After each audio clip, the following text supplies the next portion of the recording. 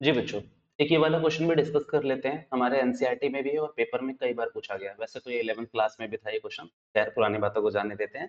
यहाँ फोकस करते हैं। यहाँ पर क्वेश्चन आपसे क्या कह रहा है कि आपको टू इंडिपेंडेंट इवेंट्स दे रखे हैं, ए और बी।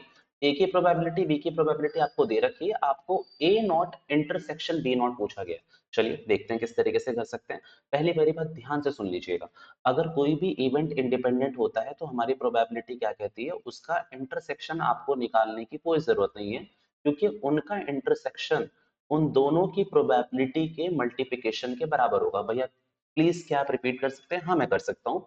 यहाँ पर क्वेश्चन क्या कह रहा है कि अगर कोई भी दो इवेंट इंडिपेंडेंट है तो उनका इंटरसेक्शन आपको निकालने की कोई जरूरत नहीं है, क्योंकि उनका इंटरसेक्शन उन दोनों की प्रोबेबिलिटी के प्रोडक्ट के बराबर होगा। तो ठीक है, यहाँ से तो ये इंटरसेक्शन मतलब मेरा निकल ही गया। अगर मैं ये बात करूं तो मेरे को पी ए की प्रोबेबिलिटी 0.3 और इसकी प्रोबेबिलिटी 0.6 दे रखी है, जो कि फाइनली 0.18 होगी।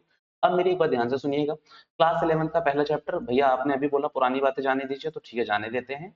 ए यूनियन बी का फॉर्मूला है P A plus P B minus P A intersection B. देखिए याद रखिएगा, इसको आगे भी काम आ सकता है। तो ए यूनियन बी तो मैं यहां से निकाल लूंगा। ये मेरा कितना था 0.3, ये मेरा कितना था 0.6 और ये कितना हो गया मेरा 0.18। अगर मैं इसको सम मारूंगा तो ये हो जाएगा 0.9। 0.9 में से 0.18 को माइनस करेंगे, फाइनल सॉल्यूशन मेरे ख्याल से 0.72 आएगा।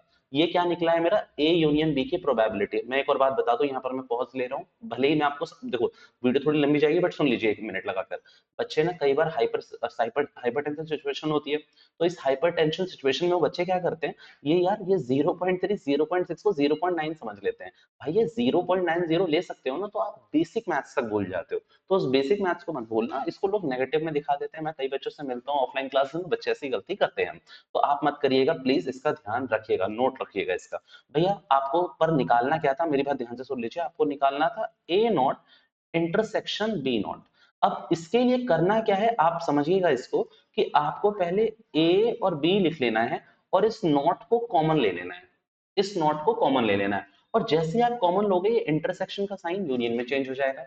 और हमने एक चीज अच्छे से सीखी हुई है कि किसी चीज की होने की प्रोबेबिलिटी हमें पता हो और ना होने की निकालनी हो, तो कुछ नहीं, वन में से उस चीज की होने की प्रोबेबिलिटी माइनस कर लेते हैं। तो इसका फाइनल आंसर 1 में से 0.72 आप माइनस करेंगे तो फाइनल आंसर आपका 0.28 ही आएगा। मैं इसको एक बार फिर से रिपीट करना चाहता हूं आप लोगों के लिए।